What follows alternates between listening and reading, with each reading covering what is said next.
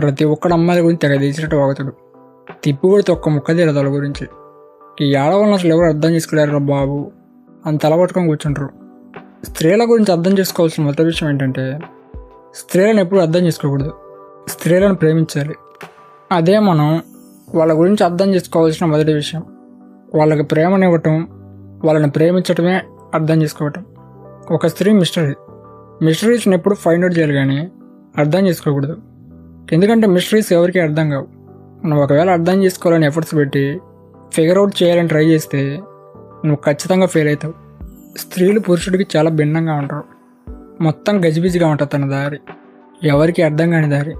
నువ్వు ఒకవేళ స్త్రీ మనసును మార్చాలనుకుంటే నువ్వు ఆమెతో అగ్రీ చేయి. ఎందుకంటే స్త్రీ మనసును మార్చలేవు. దీనికి ఒక చిన్న ఎగ్జాంపుల్ చెప్తా.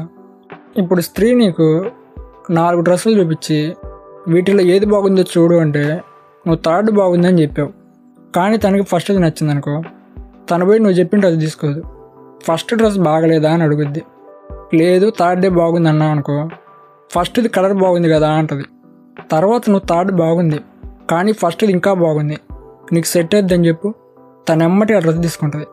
ఇలాగ తన మనసును మార్చలేవు, నువ్వు అగ్రీ చేయాలి. నువ్వు ఒకవేళ స్త్రీ నిజంగా ఏంటి అని తెలుసుకోవాలనుకుంటే తను చూడు తప్ప తను చెప్పేది వినకు, తనను అబ్జర్వ్ చేయి. అప్పుడు తను నిజంగా ఏంటి అని నీకు తెలుస్తుంది. ఒక రియల్ డిఫరెన్స్ ఏంటంటే, స్త్రీలు పురుషుల కన్నా ఎక్కువ ప్రేమించగలరు, అంత కెపాసిటీ ఉంది వాళ్ళకి. పురుషుడి ప్రేమ మోర్ ఆర్ లెస్ ఫిజికల్ నెసెసిటీగానే ఉంటుంది, కానీ స్త్రీ ప్రేమ మాత్రం అలా కాదు. అది సంథింగ్ గ్రేట్ అండ్ హయ్యర్గా ఉంటుంది. అది ఒక స్పిరిచువల్ ఎక్స్పీరియన్స్గా ఉంటుంది. పురుషుడు సెక్స్ కోసం ప్రేమిస్తే స్త్రీ మాత్రం ప్రేమ కోసం సెక్స్ చేస్తుంది. అందుకే స్త్రీలు మోనోగామస్, పురుషులు పాలిగామస్. పురుషుడు ఈ ప్రపంచంలోని స్త్రీలందరినీ కలిగి ఉండాలనుకుంటాడు, స్టిల్ సాటిస్ఫై అవ్వడు. అతని అసంతృప్తి ఇన్ఫినిట్, అసలు తీరదు. కానీ స్త్రీ మాత్రం ఒక్క లవ్తోనే జీవితం మొత్తం ఉండగలదు, ఒక్క లవ్తోనే సాటిస్ఫై అవ్వగలదు, ఒక్క లవ్తోనే ఫుల్ఫిల్డ్గా ఫీల్ అయ్యిద్ది. అందుకే స్త్రీ ఒక వ్యక్తితో ఉండాలనుకుంటే పురుషుడు మాత్రం అందరి స్త్రీలతో ఉండాలనుకుంటాడు. ఇది మీ రిలేషన్షిప్లో కూడా గమనించుంటారు. అమ్మాయి ఒక్కడు చాలు అనుకుంటే అబ్బాయి మాత్రం లవర్తో పాటు ఇంకో దాన్ని పులియారు కలపటమో గోగటమో ఏదో చేస్తాడు. ఒక స్త్రీ ఎలాంటి వ్యక్తిని కోరుకుంటుందంటే, 1,00,000 చెప్తాడు ప్రతి ఒక్కడు.